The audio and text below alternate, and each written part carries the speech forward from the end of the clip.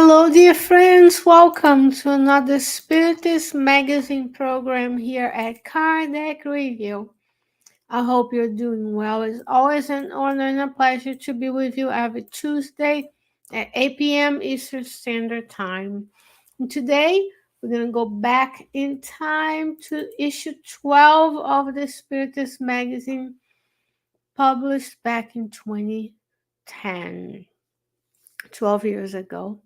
Still very much current. The teachings of Spiritism are timeless, and we will spend time with the spirit Ernest O'Brien today, and his teachings will enlighten us, have us meditate, and allow us to grow as always.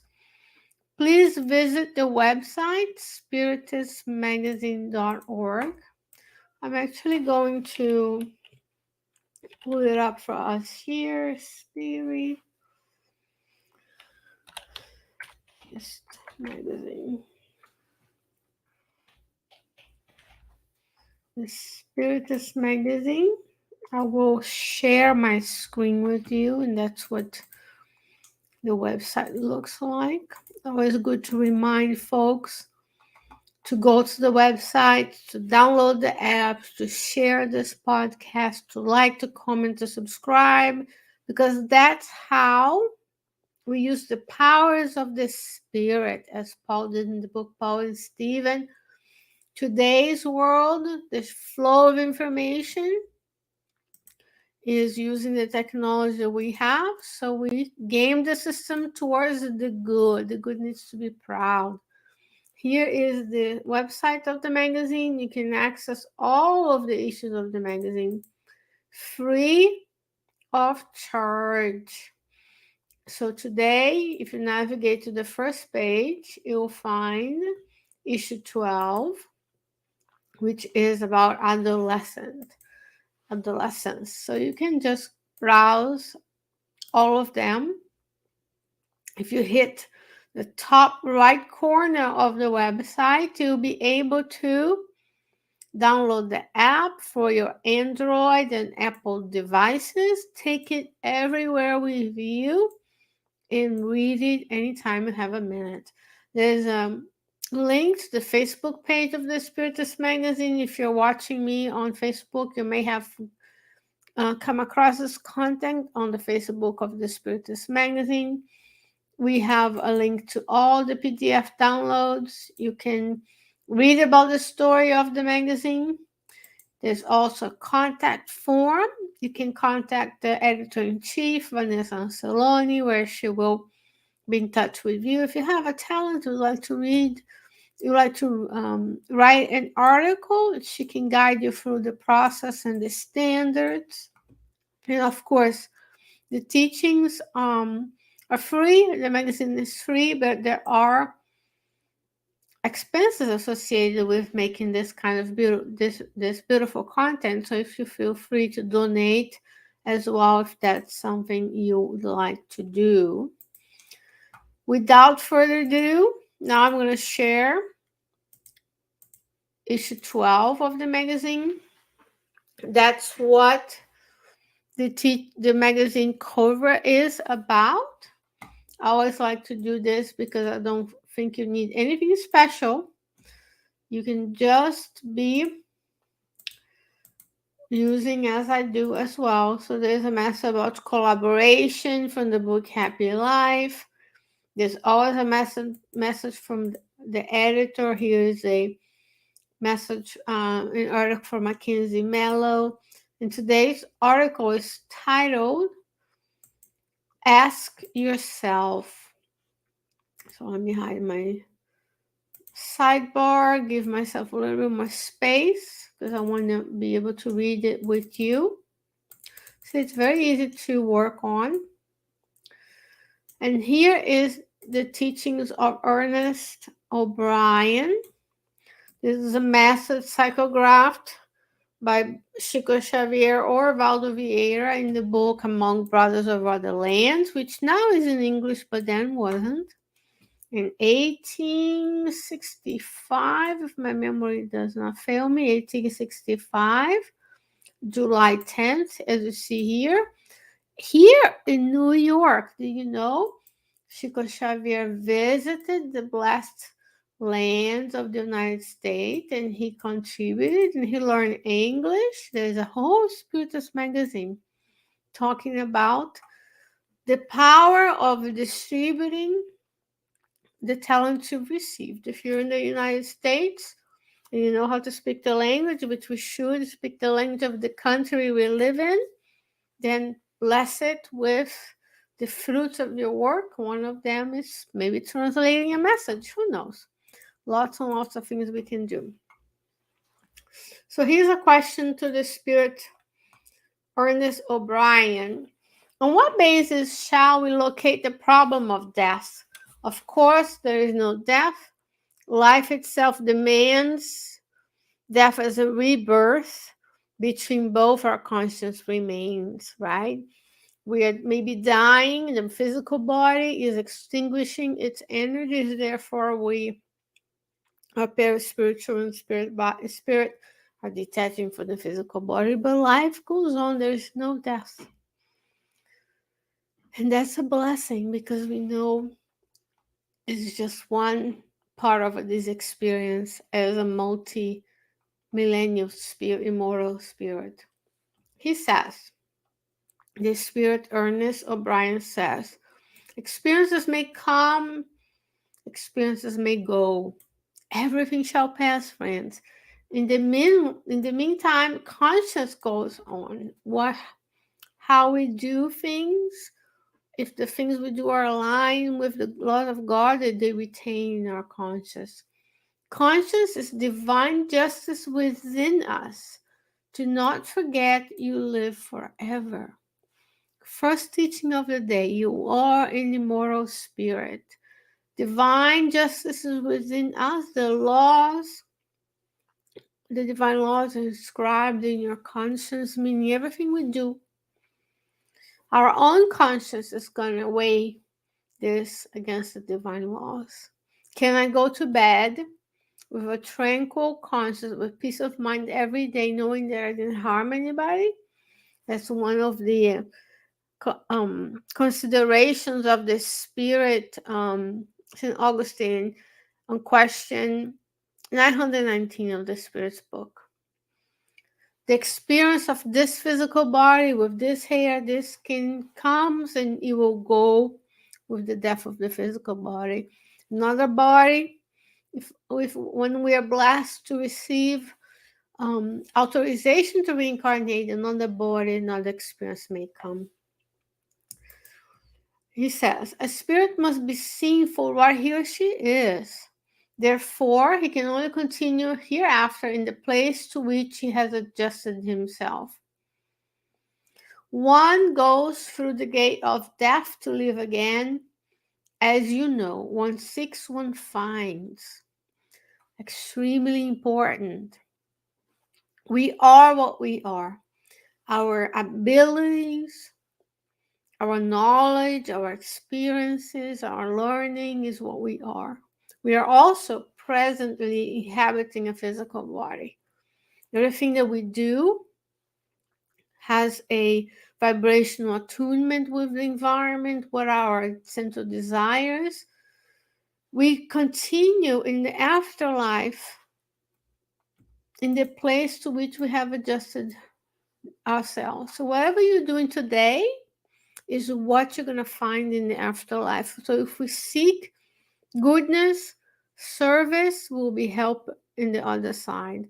If we choose the path of evil, of course we're going to be helped because divine providence doesn't abandon anybody, but there'll be consequences. I'll find myself in more suffering in the spiritual realm. None of us will become angels automatically and grow wings and play harps in the clouds because the superior spirits are always active.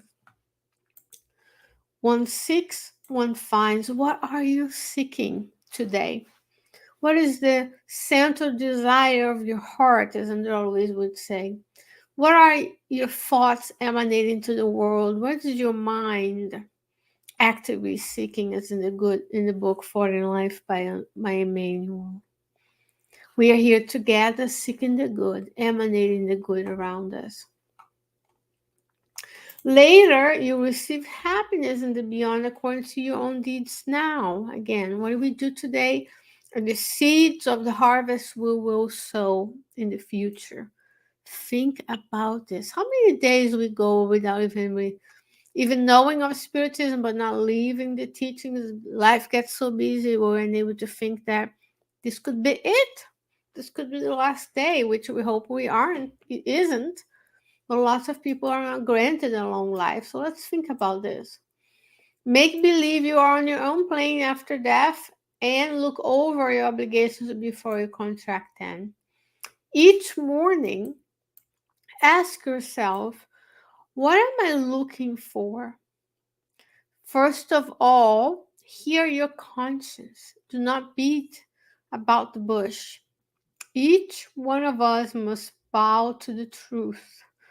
What are we looking for?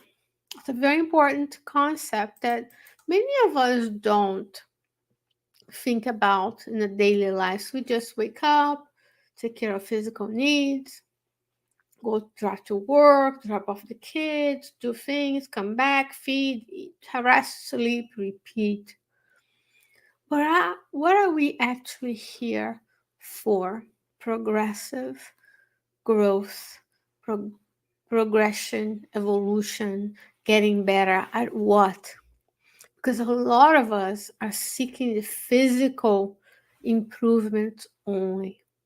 And we are invited today by Ernest O'Brien to have this deeper feeling, a deeper understanding that we are here for more than just the physical needs, because the physical can go at any time. The sun could explode in a supernova right now, and we'll still be living in we'll find ourselves in the spiritual world.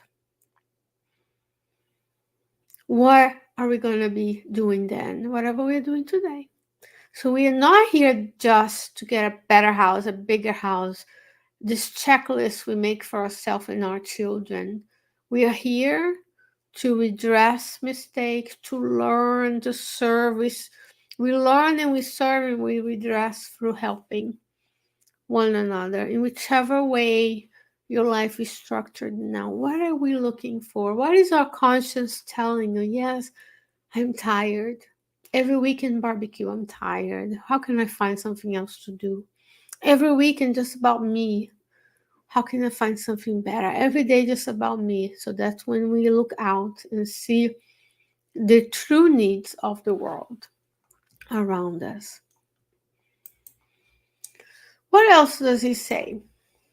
He says, when you're wrong, it's better to admit your mistakes without reservation and henceforward repair them. You are called upon to hurt yourself, but do not cheat yourself out of the opportunity. It hurts to say, I'm sorry, I was wrong. Many of us can't fathom the idea of being wrong, but guess what? The only true one that is not wrong is God, right? We make mistakes, sometimes on a daily basis. We've made many more mistakes in previous lives. I hope we're doing today different mistakes if we're learning. Then he says it's better to admit your mistakes without reservation. We go after and say, I'm sorry I failed you. From now on, I want to do X, Y, and Z to repair, to grow, to help. How can I best serve you? Education for happiness and the beyond revolves about our daily troubles. You cannot achieve good works without effort. Another very important point for these days, lots of people want instantaneous results. No delaying gratification. I want it now, I want it when I want it. And then we find ourselves unhealthy, in debt, struggling, emotionally unstable. But the good work takes effort and repetition. like Andrelli says in the book Evolution in Two Worlds. It takes daily taking care of the spiritual needs, daily meditation, daily reflections, prayer, service. A lot of times we just go about fulfilling our own physical needs. Trials reveal character. If you promise to help someone, do it now. If you want improvement, do not leave it for tomorrow. Do it today. When the difficulty comes, that's when we can test the spiritual abilities that we have accumulated throughout millennia. When nobody's looking, is that when we see a true character. Am I going to do the right thing, even if it's not caught on social media for someone to applaud me? Am I going to do the right thing, even though it's hard? It may cause me pain. Nowadays, we don't. Many of us don't, and many of us are not teaching the new generation to do it. We're just like, do whatever you want. I'm just going to do it. It can be anything. Yes, we should incentivize people to develop their potentialities, but there's a limit. We have to say, you made a mistake, own up to it, delay gratification. If you promise to help, do it now, especially when we are so blessed to have this doctrine, to have us a place like our Spiritist centers. There's very few around us. Then when we say we're going to help and we don't show up, we are handicapping, we're hindering the progress of the entire group. So we need to align ourselves. When we are good students, we like trials, we like tests. We're testing if I learned. We spend decades in the spiritual realm, preparing and studying. When we are blessed to have the awareness to do that, the mentors are helping, planning. Then we come to the world. That's a test. Can I apply here what I learned then? Can I apply today what I learned in those years as an errant spirit? Those would be the trials that reveal my character. You are born from heaven. You will go back there carrying your conscience, the fruits of your labors. See, there's no heaven in hell, even though he's using the word heaven here. When we suffer in the spiritual realm, when we read his teachings, of, for example, in Heaven and Hell book, second part, the spirits tell us, I was here and I was selfish. I was lazy and now I'm suffering. Their own conscience knows that their actions of not doing much, only enjoying things for themselves, is a contrary to God's laws. Then they have guilt and remorse and they suffer. There's no God pointing fingers and making lists. It's our own conscience. And then we seek the repair, we seek the environment that will allow us to make a new path. Before you go back to the beyond, you must cleanse your inner world. Above all, keep a good conscience. The field of thought is free. You truly live in acts and not dreams. How do we keep a good conscience, friends?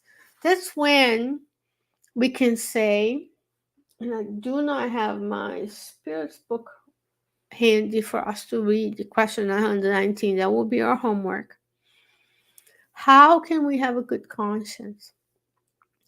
We need to empty our thoughts, the imaginary conversations we have, the rehearsing of the past. We need to have actions today. If you want to help, do it today. Don't leave it for tomorrow. And then we say, I decided to do X. You go back to the third part of the Spirit's book and you say, how does this decision align with the divine laws? And all of the books, including Gospel according to Spiritism. Did I harm someone? Is this going to harm someone? What is the impact of my action in society? What is the impact of my action in the community? We are living in an area of the world. At least I live in, I'm American and live in the United States. But anywhere you are in the world, the society around us is emphasizing the individual. It's about you, your development, your things, your mine. Then we have to step back and be like, I didn't come here only to fulfill my own needs. We came here to be a part of the whole, to improve together, to serve and get beyond my needs to the needs of others. How do I know this? I go to the book Jesus in the Home. I go to the book Good News. I read the Gospels on the regular Bible Gospels, the Gospel according to Spiritism, and I see that Jesus did not spend his time worried about his own needs. He was always serving. He's always serving. He's serving now. He's doing now for you and I. He's taking care of 8 billion incarnates plus all the spiritual companions we have. Each and every one of us is the caliber of that superior spirit. He made the ultimate sacrifice to incarnate on the earth to show us that it is possible on a time on the earth that was much harder than it is today, with no resources. So let's take a step back and think, can I live with less? The answer is yes. Can I do less busy things and find time for volunteering and service? The answer is yes. If I chose a path of service and a work or a family, how can I serve that purpose? That's how we keep a good conscience. One way of keeping a good conscience, of course. There are 8 billion incarnates, so mainly we want to focus on, are my actions aligned with the laws of God, the divine laws? If they are, I will be able to sleep at night. The physical body will rest, and I will take intelligent sleep. I will be able to serve there as well and receive counseling, be of service, and not dwell on the guilt and remorse that attracts not so pleasant companions. Last but not least, he says, where God is, there is joy. But where God is, there's also responsibility. It's not just about enjoyment. It's not just about rights. Rights come with duty. Ernest O'Brien says, use the gifts lent to you for the good of all. Because when death arrives, you have everything that you gave to others. Here and there, may God's love be seen through you. Look at this beautiful. Use the gifts lent to you. Everything that we have is loan. Everything that we have is temporary. God can take it back in any time. Not only what's given to you, but what's given to you and I for the good of all. Is not for the good of me only, of my family only. That's selfishness. Use the gifts lent to you for the good of all. Because when death arrives, you have everything that you gave to others. So if we die today, died in a sense of physical death, if I don't wake up tomorrow, what have I given to others that I will be able to receive when I discarnate? This should bring pause. I'm not wishing anybody to die.